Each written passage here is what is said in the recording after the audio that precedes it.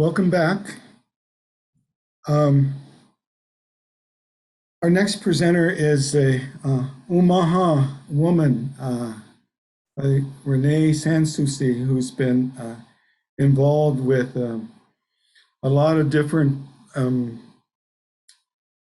movements, I guess you would call them, from being a water protector to bringing her knowledge forward regarding our traditional relationships with the earth and our traditional plants. And I'm really honored that she agreed to come and speak to us here this afternoon. And at this time, I'd like to introduce Renee Souci to you. Good afternoon. Can everyone hear me? Can you hear me, Ted? Yes, we can hear you. Okay, just making sure.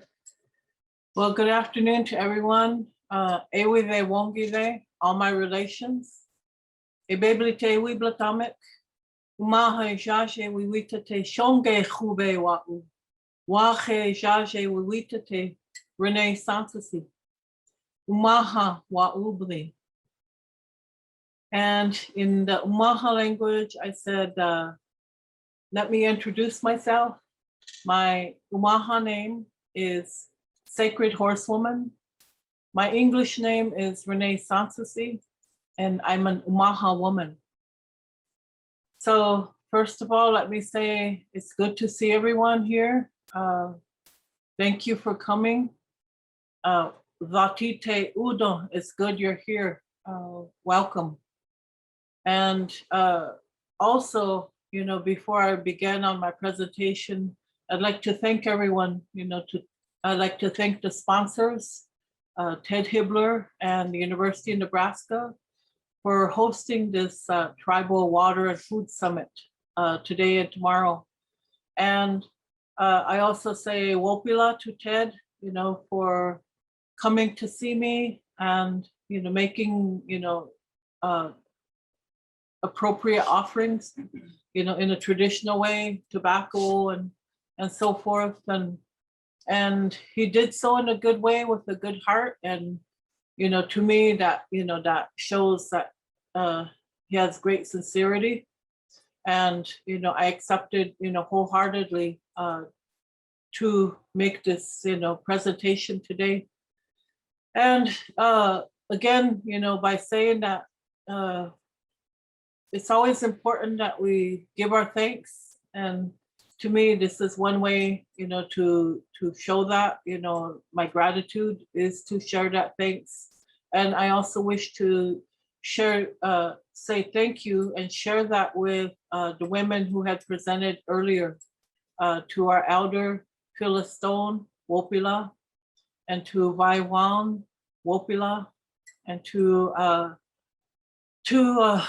our previous speaker, Don Goodwin. I also say Chimiigwech, And today, as we're all here, I want to start and just say, thank you again to each one of you for coming and to joining in on this water summit, water and food summit.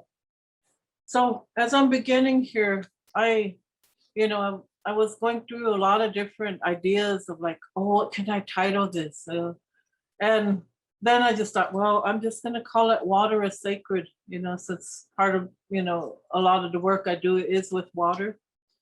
And then I said, but also, to include what this is about, the work that I do, it's about building a relationship with the sky and the earth. So, what that means to me, that's what I'm going to be describing, throughout my presentation. So, I wanted to share some words that that one of my relatives, her name is Winona LaDuke, and if you are aware of who she is, you're aware of her work as an environmentalist, as a well-known author, educator, and also a water protector. And as Dawn had mentioned earlier about her work in protecting water especially with Line 3, this is the work that Winona LaDuke has taken on. And one of the things that, I've heard Winona speak a number of times. And one of the things that she said that really struck me, and this was probably about, I think, 2019 or 2018, it was when she was out at in Hastings at the college out there. And she said, and I have to read this quote. She said, "This is my idea of when America was great." And she said, when there were 8,000 varieties of corn. And to me, I felt that, when she was talking about that, can you see this photo of the corn? I think you have to share your screen.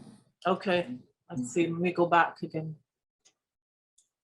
I At the jumped yeah, the gun, I think, yeah. At the There we bottom of go. the Zoom window, there's a Yes, big. I see Yep, now, okay. awesome. Okay, can you see it? Yep, there it is. We got it. Yeah. Well, this is a photo of Pawnee corn. And if you're familiar with what's happening in central Nebraska with the Pawnee tribe returning and planting their corn that they've had for millennia. And Roger Welch was a part of that, in returning some of the land to them so that they could, have their corn, returned as well. And also other farmers, in the area that provided, their land, and, they were able to regrow their corn that they had, the seed, the kernels. And to me, I felt that, the words that Winona had spoken about, when she said, "This is my idea of when America was great, when there were 8,000 varieties of corn." So 8,000 strains of corn indigenous to Turtle Island here. And to me, I felt that, I wanted to share this photo of the corn, of Pawnee corn in particular. But also what she said was there were also 50 million buffalo, the single largest migratory herd in the world. So, if you can imagine how many buffalo, that was, to me, it's unimaginable right now because I've never seen that many buffalo. I think I've seen some, I would say a large herd when I was in South Dakota up in Pine Ridge, and I saw all the buffalo. We were driving through one of the back roads and the buffalo crossed the road, but they were in front of us and back of us, and there were like hundreds, and that was the first time I ever had that kind of experience. So imagining, 50 million buffalo, that's, that just took me. Then she said in a territory with 250 different species of grass. And again, we're so used to seeing, like, what is it, the Kentucky bluegrass or whatever it is that everybody grows now, and, in their yards and throughout, urban areas. And so we're not used to seeing our natural, indigenous grass anymore. And again, it's like these words, it just resonated with me. So tremendous biodiversity. That is where life is, in biodiversity. And she said, today in the same landscape, you and I know that that does not exist. So I'm starting this way because this gives you an idea of what indigenous people are working toward, are working with, what have we have worked through, and where we're at now. So I wanted to share that photo of the corn with you and to give you an idea that, this is, these are the things that are happening, So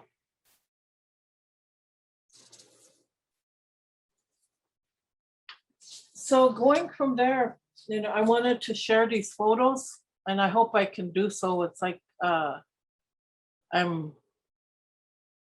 working on, let me take that one off. Okay.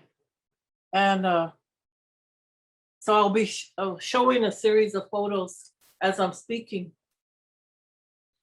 Now, when she had said that, like I said, it really resonated with me and it stayed with me. And I've had, a number of times to sit down and visit with Winona over the years. And again, it's always been educational for me to hear her perspectives on what drives her to do her work. For me, I felt that, when I was becoming an educator, a Western educator, as we say, it began, about 20, 21 years ago. And I felt strongly when I was beginning, because I was probably just in maybe turning 40 when I started working on my bachelor's degree through the University of Nebraska. And it gave me a chance to, I guess you could say, formulate my own philosophy, my own educational philosophy. What am I going to be teaching and how am I going to teach, in the way that I do now? That's what took me, a number of years to figure out. And as I created my own, teaching methods, as we, as educators, this is what we're always doing, right? So I had to go and look at my own history, at my own tribal history, and doing so, I embraced, what our directives of our teaching program was, and the teaching program I was a part of that I graduated out of was the Native American Career Ladder project through UNL, and that was its former name. It's now called the Indigenous Roots Program. So when I was starting out in the Career Ladder project, and the directives were for us to study our history, our languages, and our cultural practices.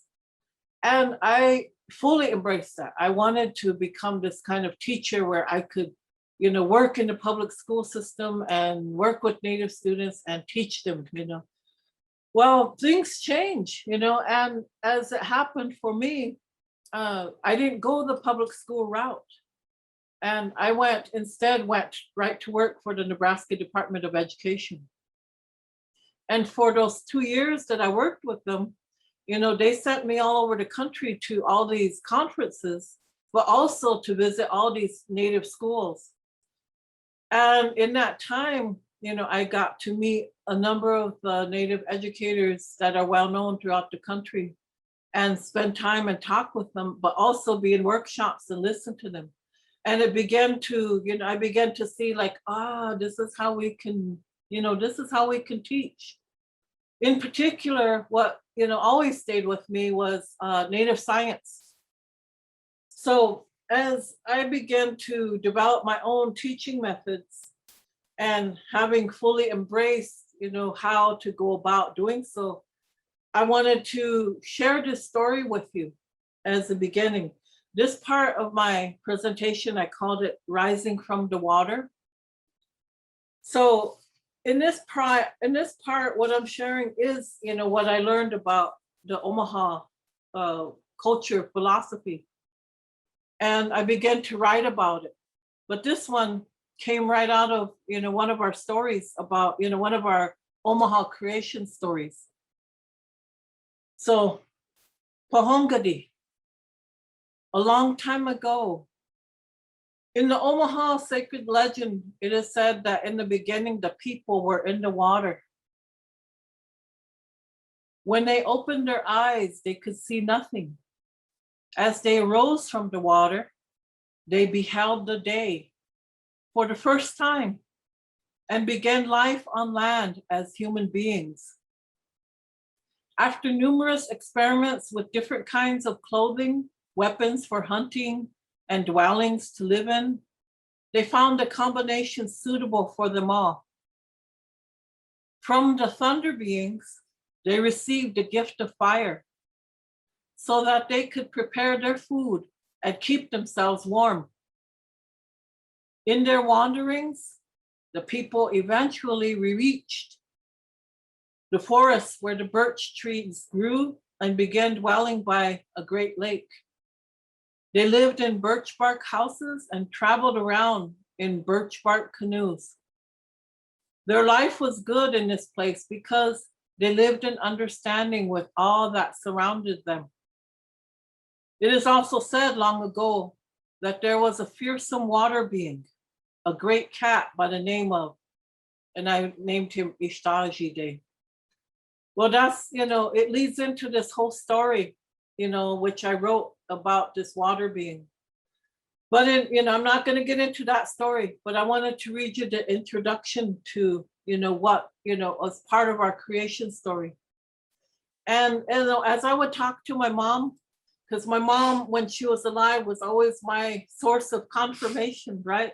I always went to her and I'd ask her questions. Mom, what does this mean? When they describe, such and such, in the Omaha history.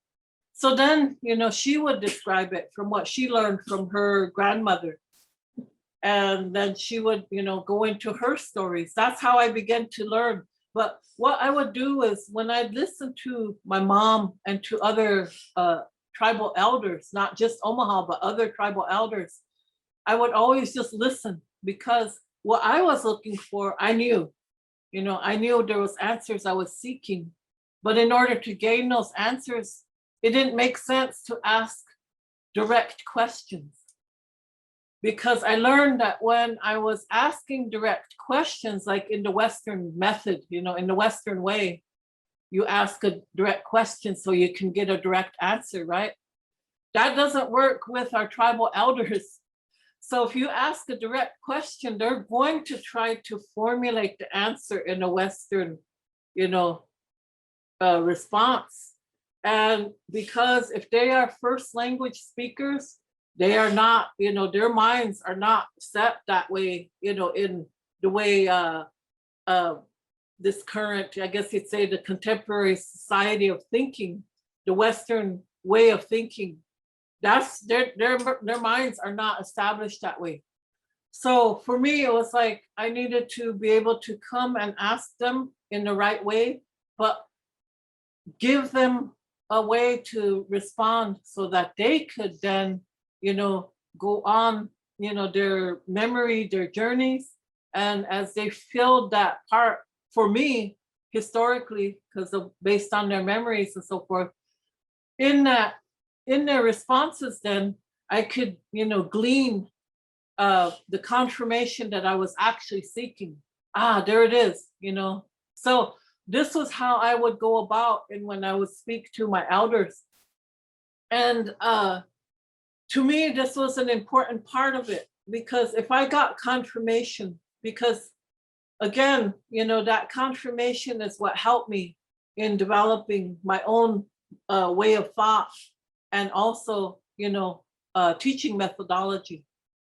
So sharing such stories, that is, as I had heard Ted say that earlier, that is so much a part of how we think, natives, and how we teach as well. You're not going to just sit down and get a direct answer. You're going to get the teaching, and you better be prepared to listen and, have that patience to learn.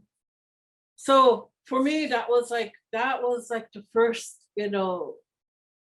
way that I began to understand that in order for me to go forward and become an educator, then I needed to have both a good grounding in my native, as well as, my native educational system, as well as the Western educational system. Because in this way, this is what, like many of us, we've been instructed this way. So I want to describe that process. So by sharing that story, our Omaha creation story, and what that's about, I also want to share this photo about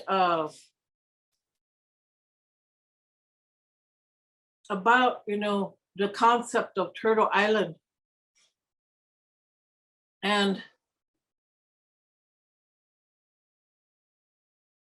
let me see if I can grab it off from here on the share screen. I found this on the internet, but I've also seen it, elsewhere. But this photo, it's about, the story of Turtle Island, but also about the first woman.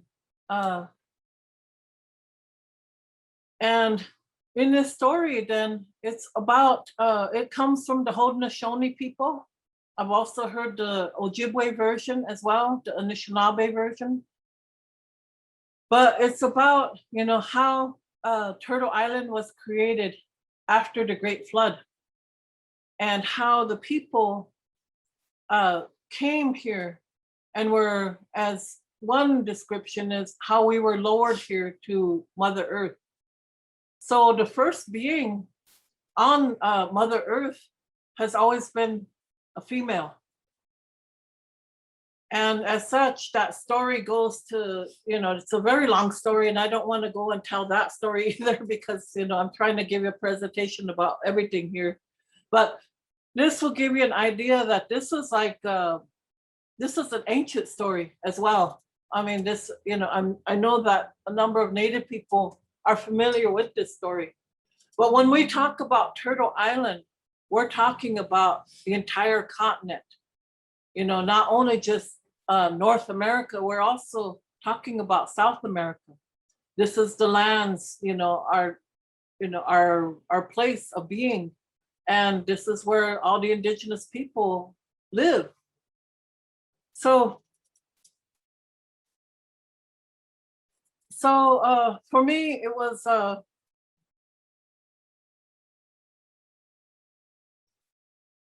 a time of understanding as I was, becoming this educator, like I said.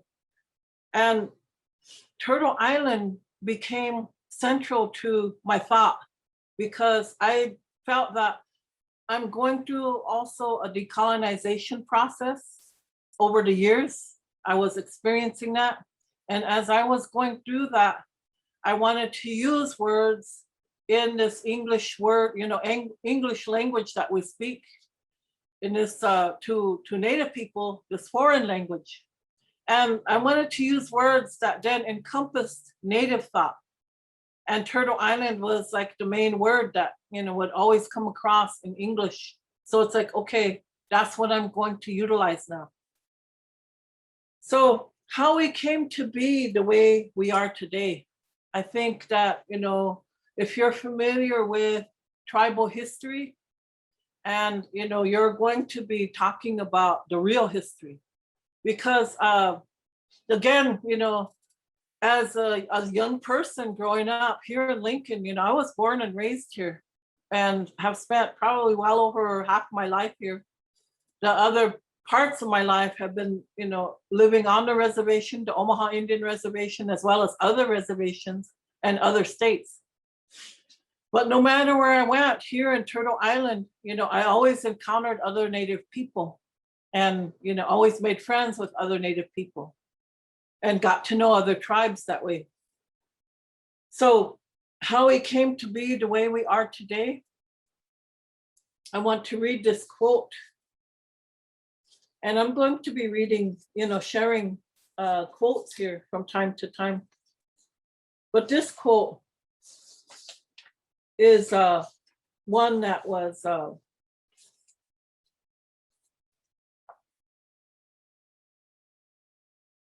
one that was shared in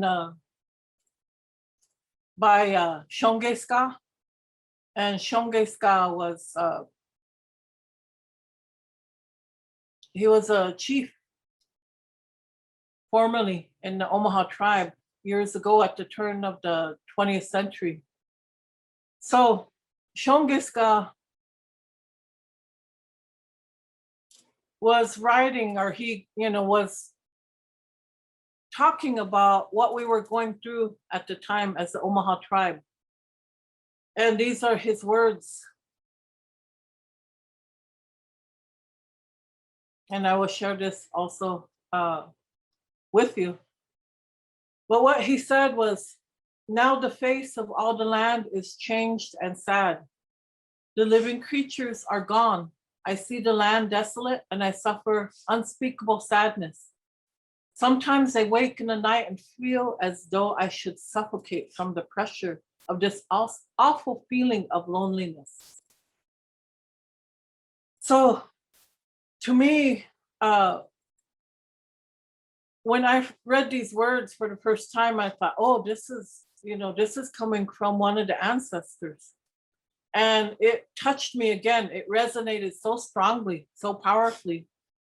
And I realized this has to do with our historical trauma as a tribe. If you're familiar with what happened with the Omaha tribe, for instance, and we're only one tribe as an example, our territory was extensive.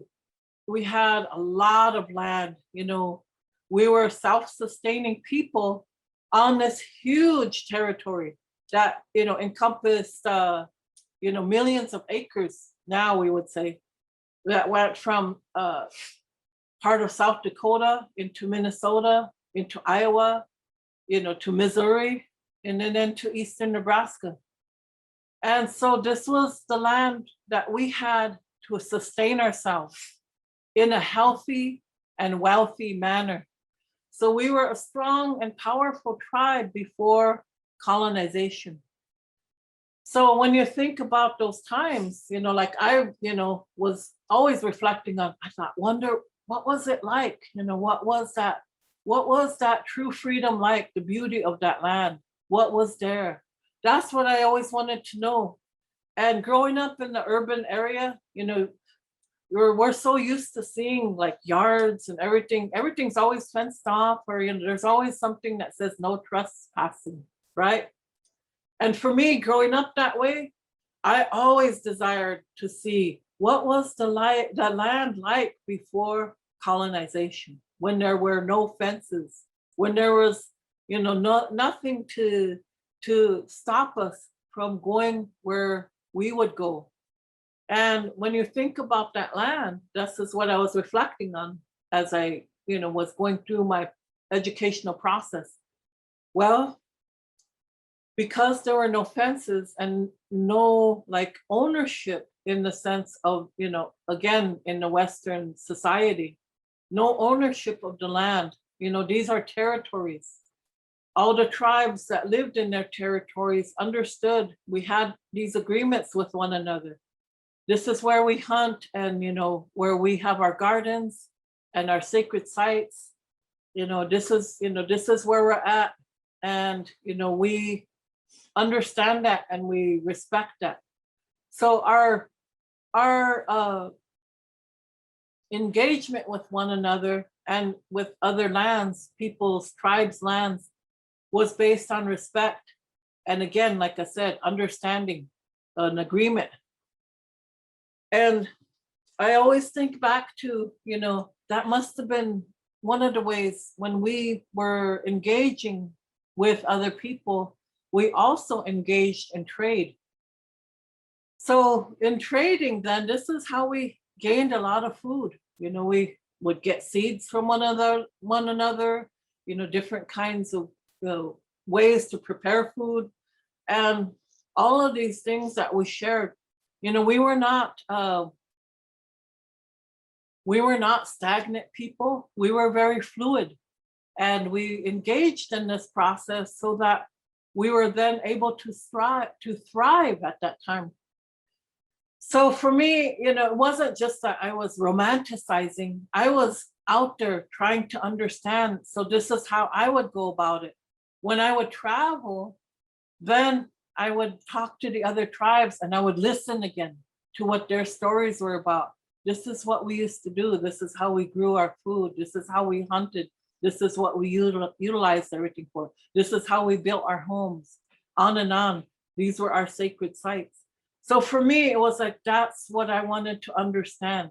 And then I realized, wow, we were never separated in the way that, historians, Western historians make it sound. We had very powerful relationships with one another. This was what allowed us to thrive and to be able to be the kind of people that we once were.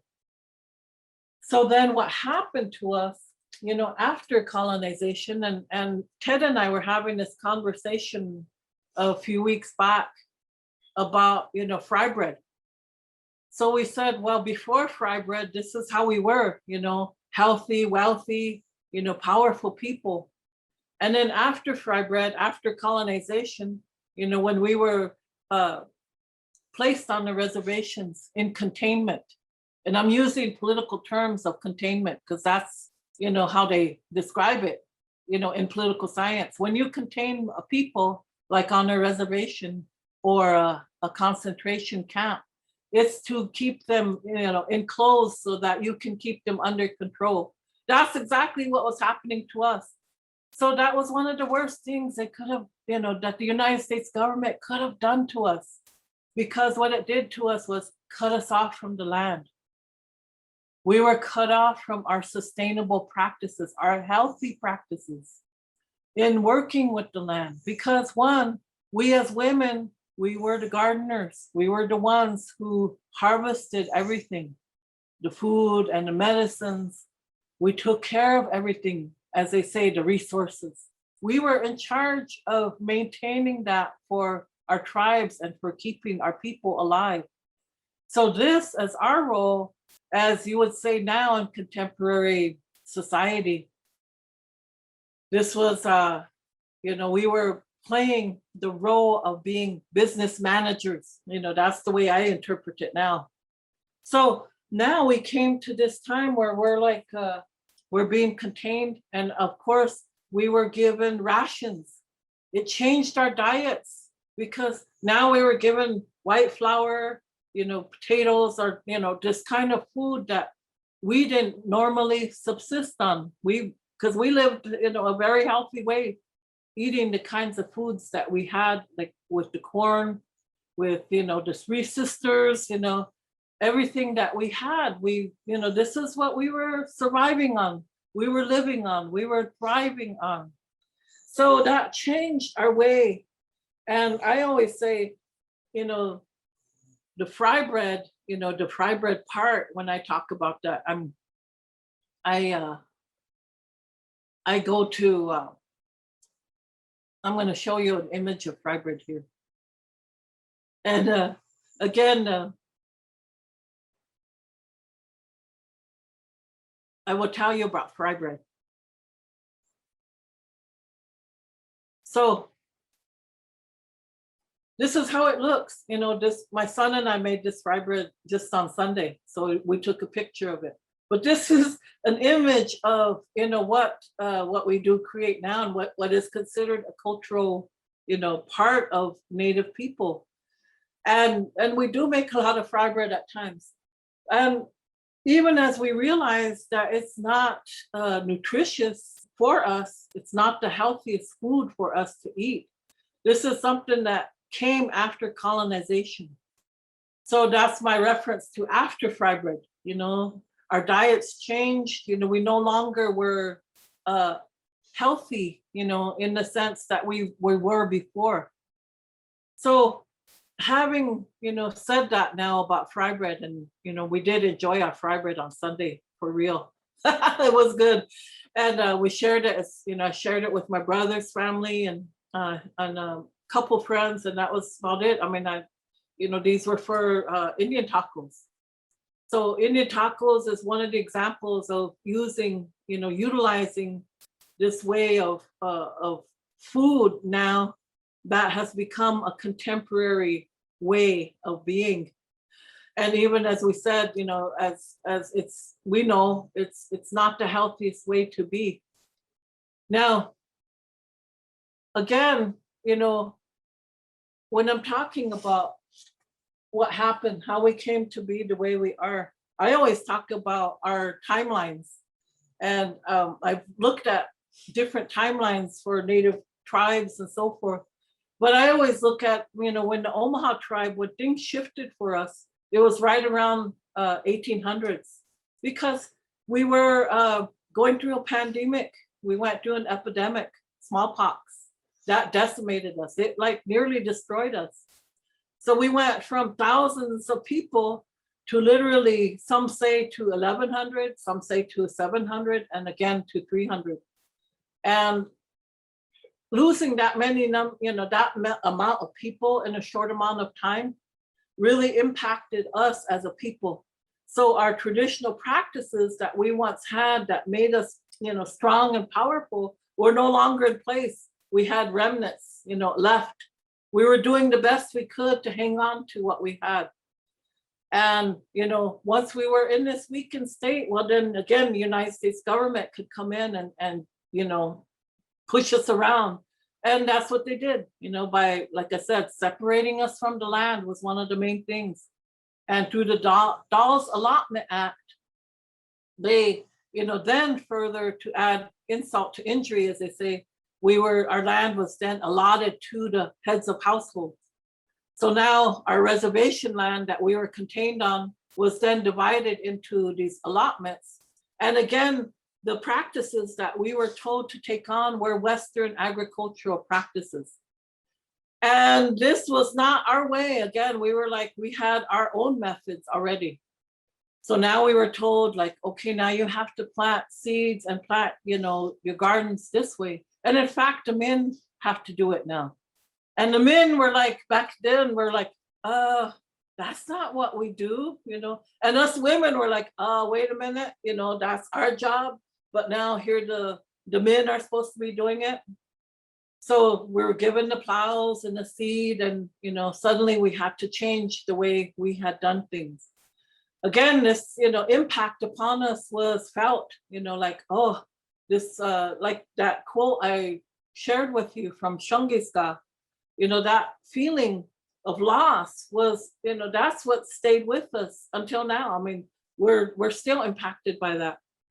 So loss of land, you know, loss of people first from smallpox, loss of land, and then, you know, the federal Indian policies like, you know, that again, nearly destroyed us, you know, taking our children away for assimilation, you know, to send them off to the boarding schools. So then we had loss of language as a result.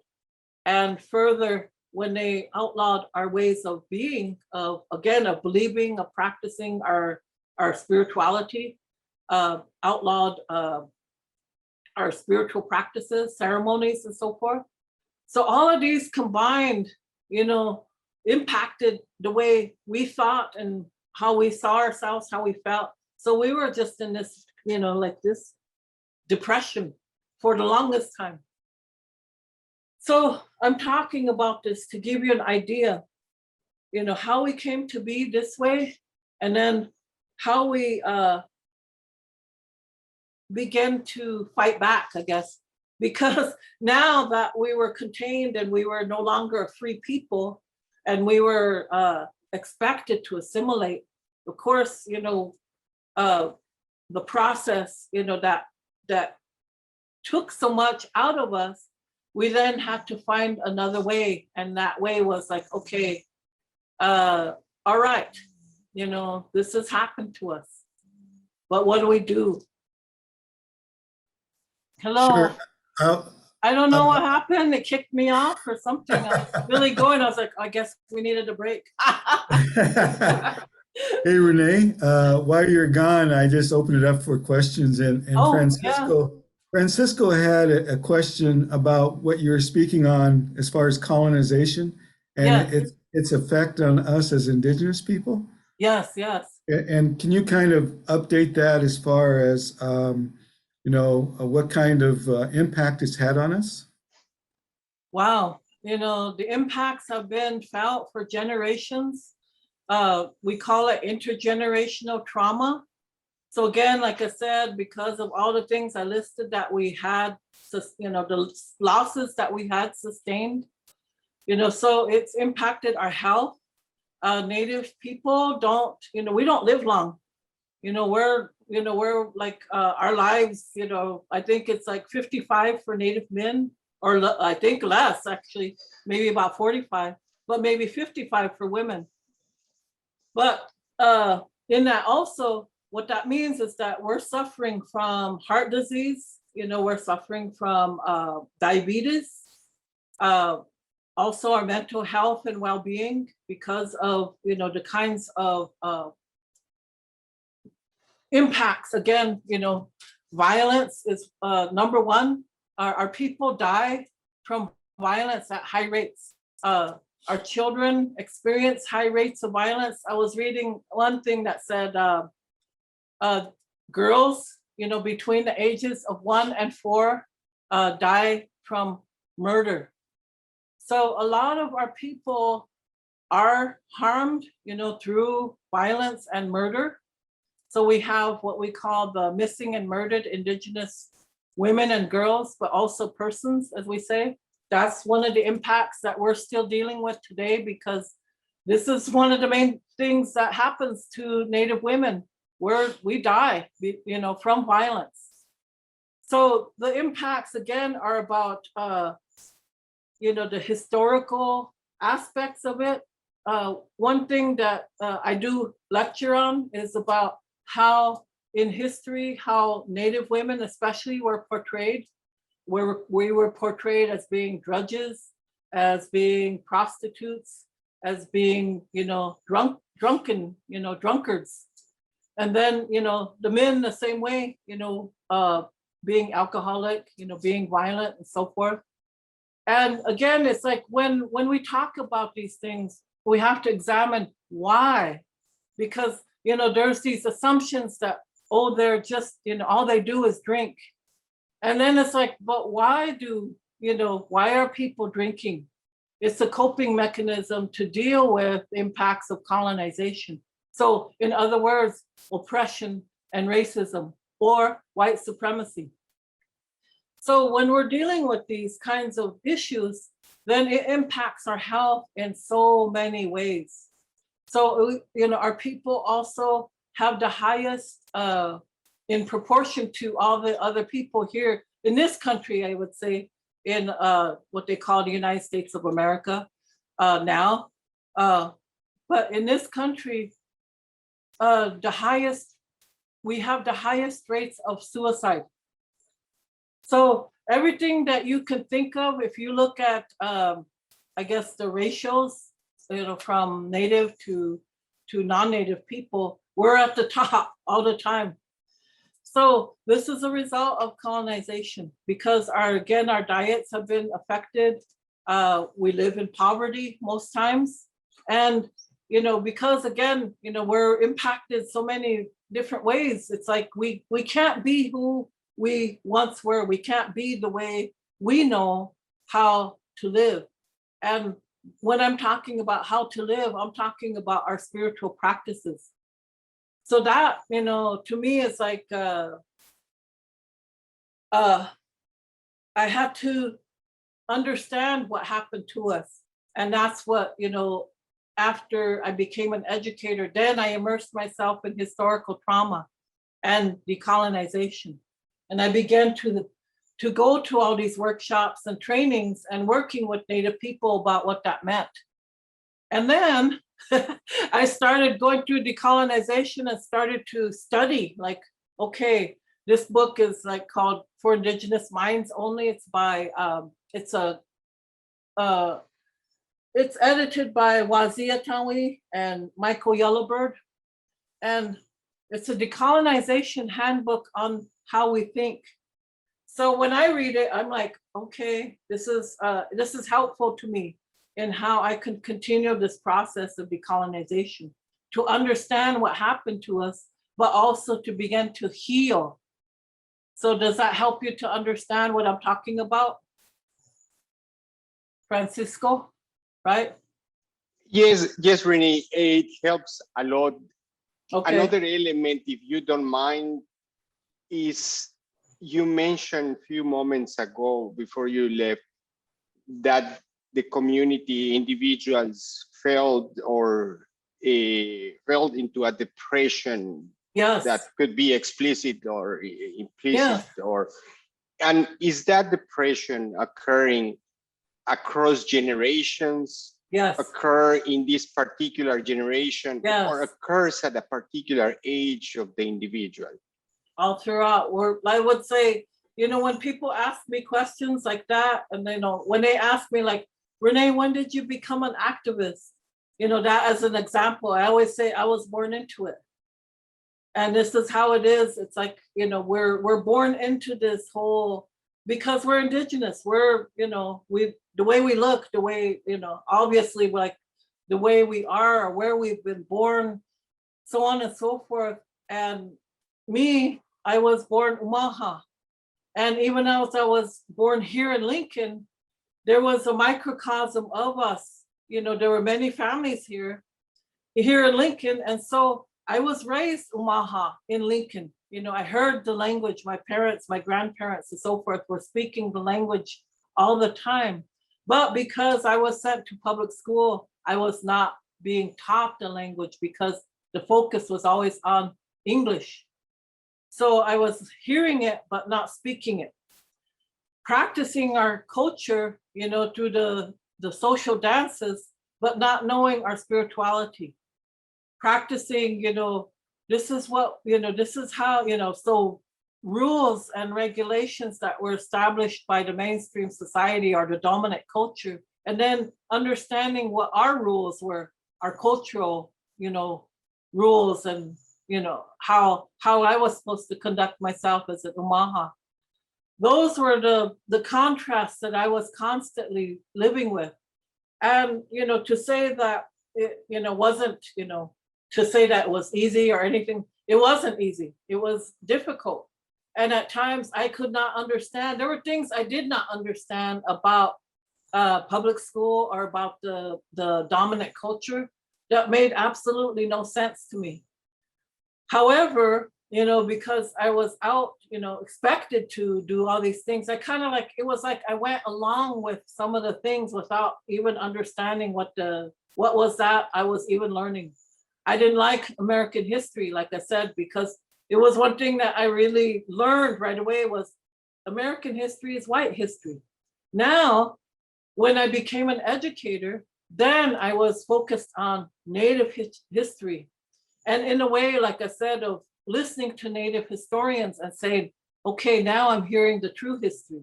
Because not only are they talking about tribal history, they're talking about tribal history in regards to what happened, in, the broader context of colonization. So then it brought me back here to, what Native science is all about.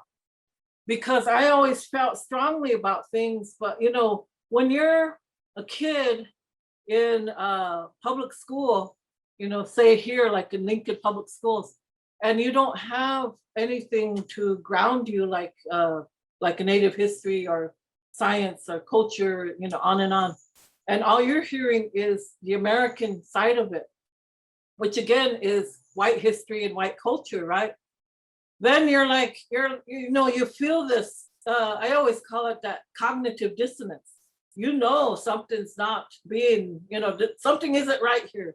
But when you try to bring it up, there's nobody there to support you or help you through the process to understand that, this is what's going on and this is why you feel that way. There's nobody who can explain that to our students unless, you have educators who do understand what's happening. So Native science, when I'm talking about, all the things that happened to us, Native science to me was something that became, I was like, I want to understand more. How do I begin to process in my own way rather than just in a Western science methodology?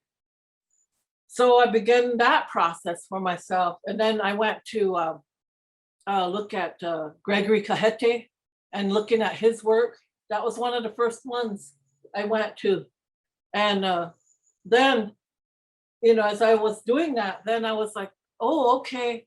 And I actually got to sit down and visit with him at one time. So it's like all the people I began to study, like Gregory Cajete and Winona LaDuke, all of these people that were doing this kind of work. I wanted to know and understand how they thought. Why did you write that way? I mean, we're using a method, right? That is Western because it's all in English. But, by then bringing a process for any of us to understand, then I could go back again and like I said, ask questions or talk to my elders and say, what was this like?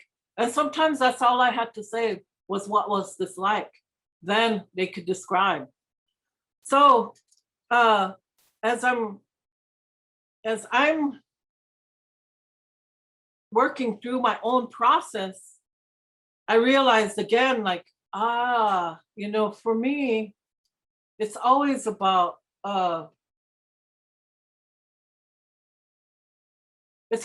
creating a greater understanding. So in this part of my presentation and talking about Native science and water education, for me, what was happening was that I was seeing this formal versus informal dichotomy. I guess that's the word I'm looking for. And formal being Western science and informal being Native science. And for me, I felt that was like, that's wrong. You shouldn't label them as formal and informal, because from a Native perspective, our way is going to be formal. And the Western way is going to be informal. So again, I had to come back into that way of thinking and realizing, okay, so when we're talking about Native science now, we're talking about everything. And this is about our relationship. And if you've heard the speakers before, they talked about relationship to the plants, to the plant people, as we say, to the water, to the elements, because everything is alive. And this is the way our ancestors had lived. And it's not being romantic, again, because I want to make that distinction, because people think like when Native people are talking, we're romanticizing the past. And in fact, we're like, no, we're not romanticizing it. This isn't something we've made up. This is something that we have gone to elders and medicine people and talked with them and learned from them how to re-engage, how to reconnect to Mother Earth. So despite all the traumas, the historical traumas and everything that has happened to us, our healing is all about reconnecting back to the earth. This is like, to me, it's like completing that circle. We've gone through this whole process of understanding what happened to us and how we lost our way because of the impacts of federal policies and being contained on reservations and so forth. But now our ways of healing is getting back our ceremonies, which became legal in 1978, and with the American Indian Religious Freedom Act, and then having that time since 1978 for our people to bring that way of life back, our spirituality, and then being able to practice it without fear of being imprisoned. So once we began that healing process, it was like you can see everything happening and growing, and people start to thrive and change and recover. So in recovery, if you use those terms in regards to, I guess, like, what do they call it? Treatment programs, like it could be like Alcohol Anonymous or Narcotics Anonymous, any of these 12-step programs, they're always talking about your recovery. Well, we say the same thing now because we're recovering from colonization. And our healing is about our, regaining our connection back to spirituality, as well as connection back to Mother Earth. with all of this that, you know, we have before us now, and our people were never stagnant. Like I said, we were fluid. We always grew and adapt, and we were always like curious, like, oh, what are you doing? How does that work? And we traded, you know, this information with one another all the time. So now we have technology, right? We have the internet, and look at what we can do. Man, once this happened, this is where all the natives throughout Turtle Island, we could connect. Holy cow, you know, that changed things, especially within the last 20 years. So now that we have this ability, you know, to further our abilities with technology, this has allowed us to be able to instantly speak to one another. Oh, wow, I can ask somebody. And I can still ask them in a good way, because if I, you know, ask them, what do I need to do? How do I do this? And then they can instruct me, then I can go and do it, or I can, you know, share in that way with them.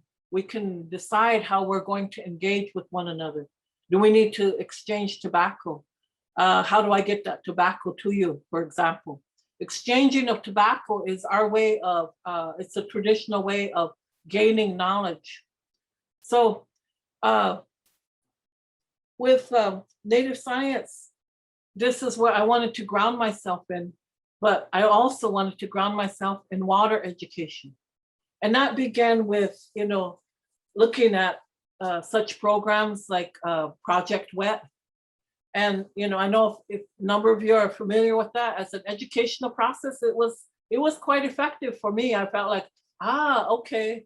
And it led me to a program in Montana called Native Waters.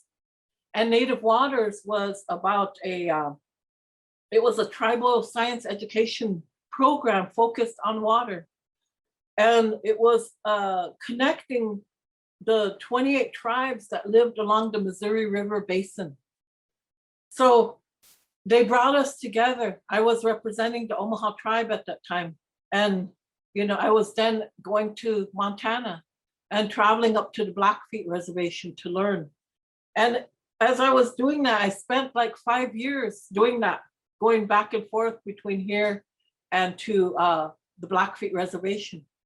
And I started to learn all of these, not only, you know, learning how to, I guess, to, you know, what does that mean to check, you know, to see how healthy the water is, you know, because we've done that, I've done that. But it's also a process of engagement again with these other tribes, you know, 28 tribes that were represented in this program. Well, it also gave me that perspective. Now I could listen to these tribes and listen to their beliefs about water, and especially along the Missouri River. So, you know, I want to share this photo of the river.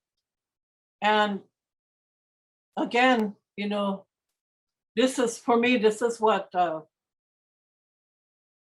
became a basis for me about understanding our river, you know, because this is right through our tribal lands. This was our lifeway. This river to us is alive. We call it Nishude. Nishude means smoky river or smoky water. Ni is water. Shude means smoky, but it also could refer to muddy, you know, considering how the water does look, you know, when you're looking at the Missouri. So this is a powerful, you know, living being to us. So we say Nishude Aka. Aka means, you know, that it's alive. Say Nishude Aka. And when I say my prayers out loud, I will say that Nishude Waka, Nishude Aka Wahube, or Nishude Wahube Aka. It means water, this river, water is alive and sacred, the Missouri. And my mom used to describe that about the Missouri. And she said they couldn't say it right, or, you know, maybe they were pronouncing it in a different way. And it might have been Oto, but also it was, because Oto is similar to Umaha, we had different pronunciations. So she said we called it Mishude or Nishude, so Mishude sounds more like Missouri. But of course, now when we say Missouri, nobody thinks about it, right? They don't think about that this is a native word for the river. So for me, this was the life way. And I've been down to this particular part of the river a number of times since I was a child.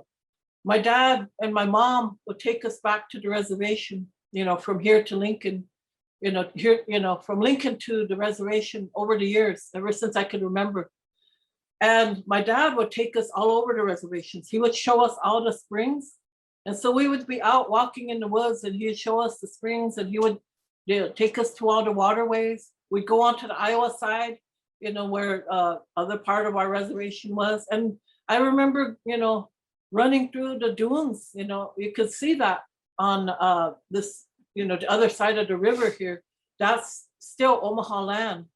And so I grew up, having these experiences with the land, our land, what was left of it, and having that experience of being, in the sand, and playing in the sand and seeing all the plants that grew around there, like the river king. So to me, I was always playing with river king. That became my sword and whatever. I had no idea about what river king was until much later as I was studying plants. But it made me realize that we knew our land, and Native people will tell you that they know this country, they know this land where we live. And even as we're cut off from it still, that, because it's what do you call that? No trespassing signs and all that. We still know the land. We know where our sacred sites are. We know where our traditional gardens once grew, where our plants, our food, and our medicines grew. And Nebraska is all wetlands, right? Especially in this part of Nebraska, wetlands and marshlands. And that to us was full of our food and medicines. So, with all that happened, even as we have been separated from the land, what's happening now is that we are regaining that reconnection. And some of us that have made that effort to study our way, Native science, but also to understand how Western science works and how Western science wants us to think about Mother Earth. We're like, nope, that's not how we think that way. Everything is alive. This is how we engage. And as you had heard from the first speaker, Vai Wang, she talked about how we speak, how we approach.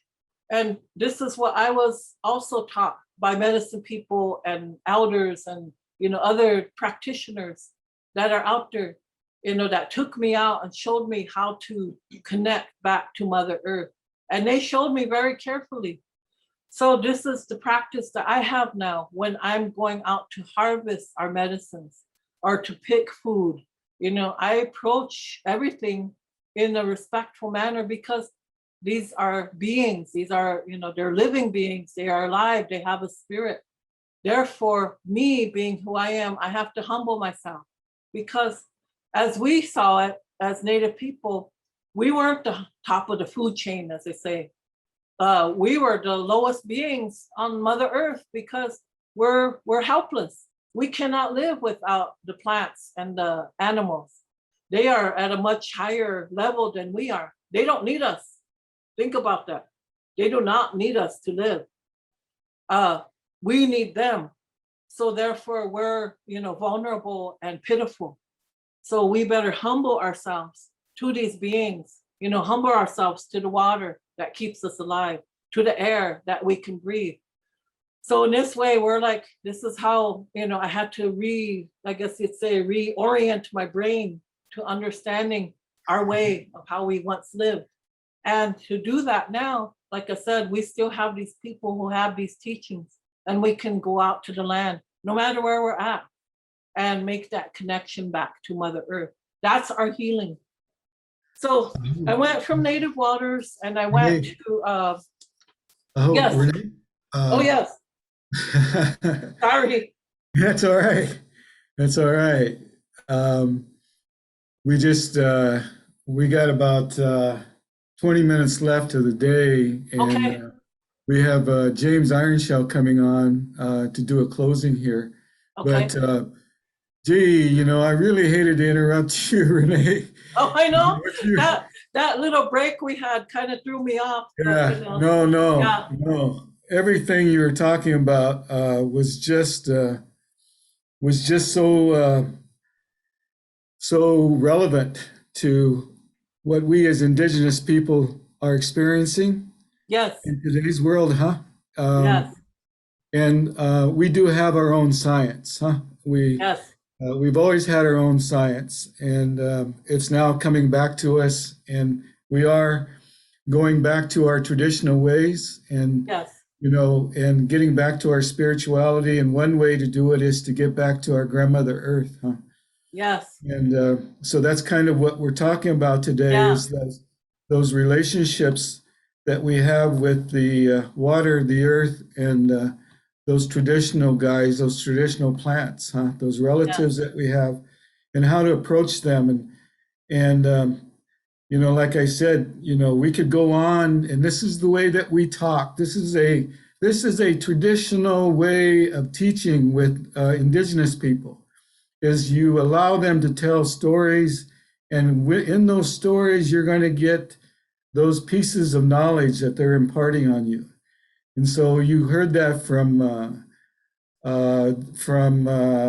Phyllis, from Vi, from Don, and now you heard it from Renee. These are traditional weons. These are traditional women that learned this from their mothers and grandmothers, their inas and their unchis. Huh? They Yes. learned those. This was not from some book that they learned this from, but these are traditional ways that they learned from their elders. And so I really want to thank you, Renee, for all of your knowledge, and we will do this again. We will do this again, I promise, and so that we can bring you back, and so we can go on and talk about other topics. So palamaya pelo, palamaya, aho. Uda, So why at this they- time,